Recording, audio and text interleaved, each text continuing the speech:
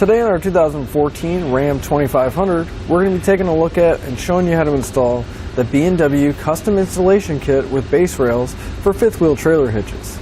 So here's what our fifth wheel rails are going to look like once we have them installed. Now these are going to allow us to put a fifth wheel trailer hitch in the bed of our truck and tow a fifth wheel trailer safely down the road. You see here that we have multiple attachment points on our rails. And that's because our fifth wheel rails are going to work with most industry standard fifth wheels like B&W, Curt, and Draw-Tite. Whenever we're not towing, we can take the fifth wheel hitch out and our rails are going to take up a very minimal amount of space, so we'll have full bed access. And in fact, our rails are only going to take up about 1.5 inches from the lowest point in our bed. Now the rails inside the bed are going to attach to these frame plates. Now these are going to be custom designed, so we're not going to have to worry about drilling or cutting into the frame at all. Now the rails and the plates are going to have this nice gray powder coat finish on them, which is going to help resist rust and corrosion, and it'll look good in any colored truck bed. So now that we've seen what our rails look like and gone over some of the features, let's show you how to get them installed. To begin our installation, we want to take one of our rails and we're going to put it pretty close to the cab. And I do want to mention that the hole here in the center, along with these couple other ones, were from a previous install where the owner had a gooseneck in the bed. That's not part of this installation. Well, we're going to put the rail down. We're going to take a tape measure. We're going to hook the end of our tape measure to the very end of our bed, not on the tailgate. Then you want to double check your instructions, depending on if you have a long or a short bed, and we're going to put our rail in the position it tells us. You want to make sure that it's even going across and that it's centered in between the bed, so we'll measure on each side of the wheel well to make sure it's even. Now once you have the rail in place and you made sure your measurements are right, we're going to come to the very end of our rail and we'll find 2 square holes. We want to move into the second one from the end. I'm going to go ahead and take a paint marker. I'm going to mark right in the center of that hole and the one right behind it. Now both sides of our rails, we're going to mark those locations. Then if we move to the center, we want to mark the center square hole that's closest to the cab of our truck. We mark all our locations, and then we're going to move our rail out of the way.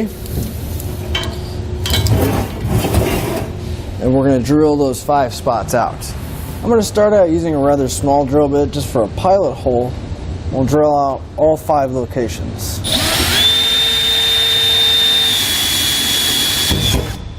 Now when you're drilling through the bed, you want to be careful that you double check underneath that there's nothing down there that's going to get damaged.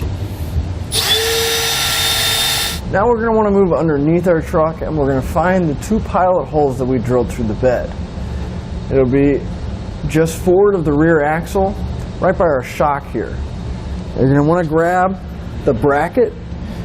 We're on the passenger side, so I grab the passenger side bracket. We're going to lift it up, and the 2 oval holes here are going to line up with 2 threaded holes in the frame.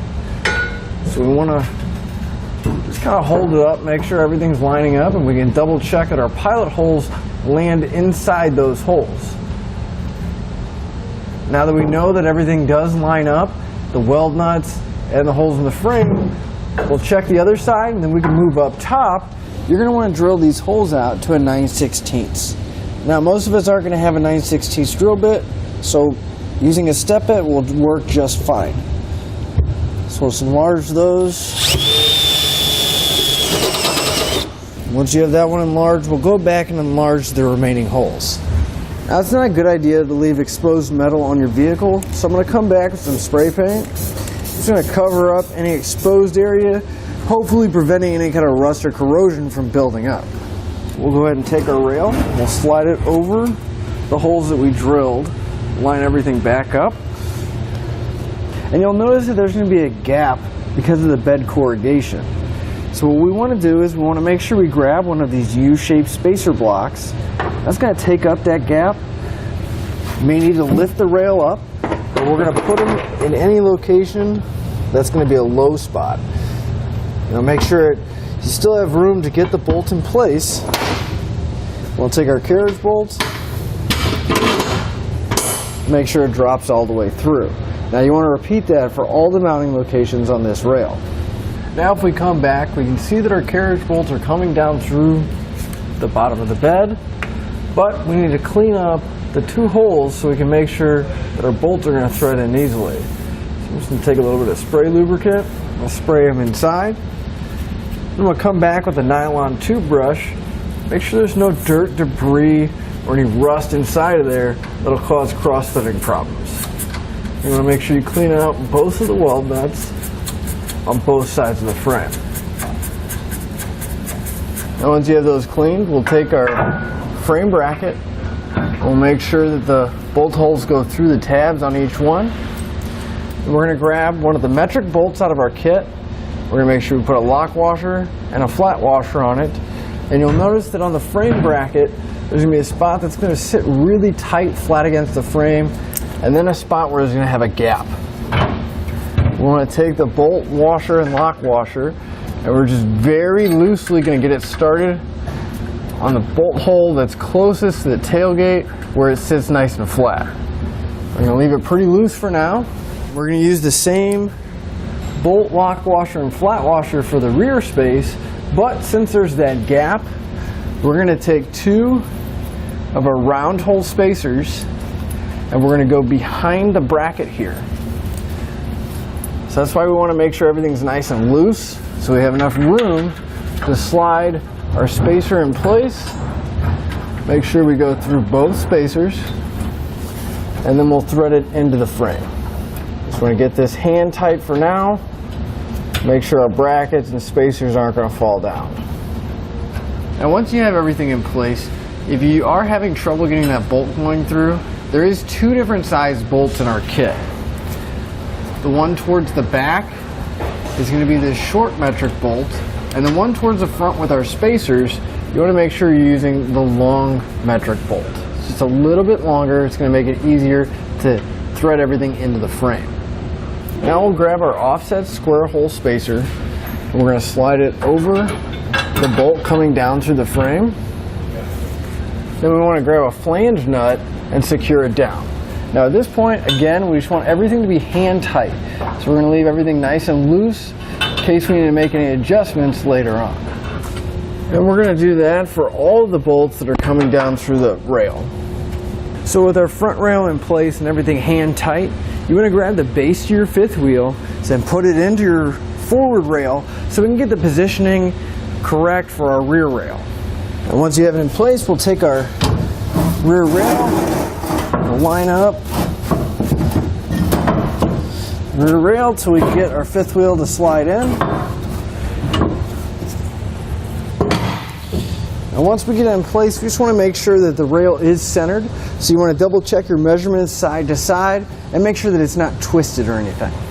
Our rear mounting rail is going to have 5 mounting locations, just like the forward one. There's going to be in different spots. We're going to want to go to the very farthest in hole on each end of the rail. We'll make a mark. And then in the very center, we're going to be doing the one that's closest to the tailgate. So we'll mark all of our holes. And then just like before, we're going to drill a pilot hole and then come back and enlarge it to the full 9/16. Now that we have our pilot holes drilled in the 5 locations, we're going to start focusing on the 3 rearward mounting holes. We're going to enlarge those to a 9/16.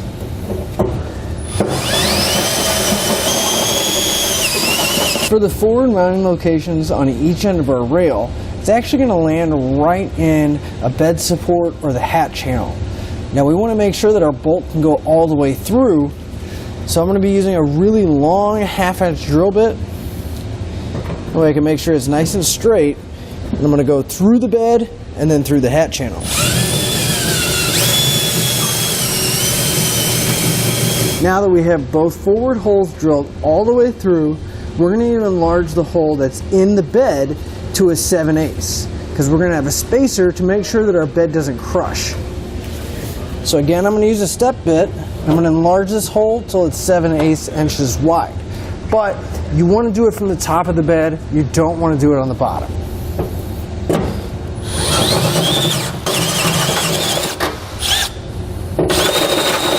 And we'll repeat that for the other hole as well.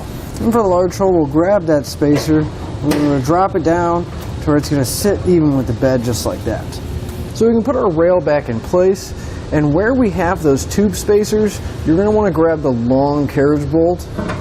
That way if you go through the rail, through the spacer, and come out the bottom of the hat channel. Now all the other bolts are going to be your regular size carriage bolts, but if there is a high or a low spot, make sure you put that U-shaped spacer block just like we did with the forward rail.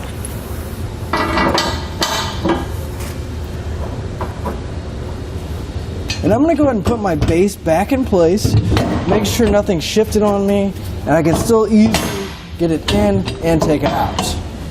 Now if we come underneath, over here on the driver's side, we'll see our two bolts coming down through the bottom of the bed. And we're going to have this wiring harness here.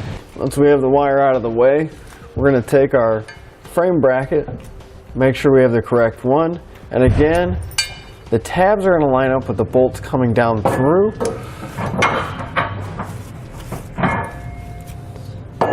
And the other holes are going to line up with our frame holes.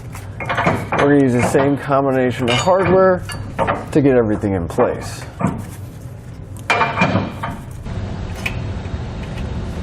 Then we'll take our square hole spacer block and we'll secure each one of the carriage bolts coming down through the frame with a nut and that block.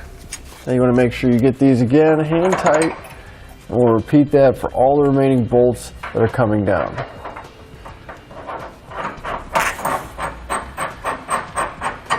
I'm going to come back with a 19mm or a 3/4 inch socket, and I'm going to tighten up all the flange nuts that are securing the rails to our frame brackets first.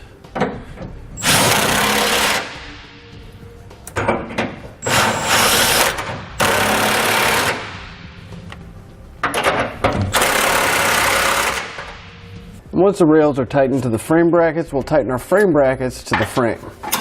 Again, I'll be using a 19mm socket. You want to make sure you tighten up all those bolts.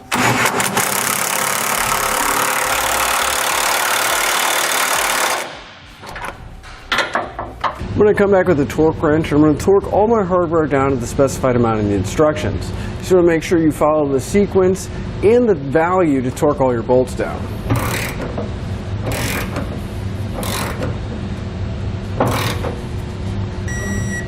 And we're going to repeat that for all of our hardware. So with our rails torqued down, we can go ahead and resecure any wires that we removed earlier and tidy up anything that needs to be. That'll finish up your look at the B&W custom installation kit with base rails for fifth wheel trailer hitches on our 2014 Ram 2500.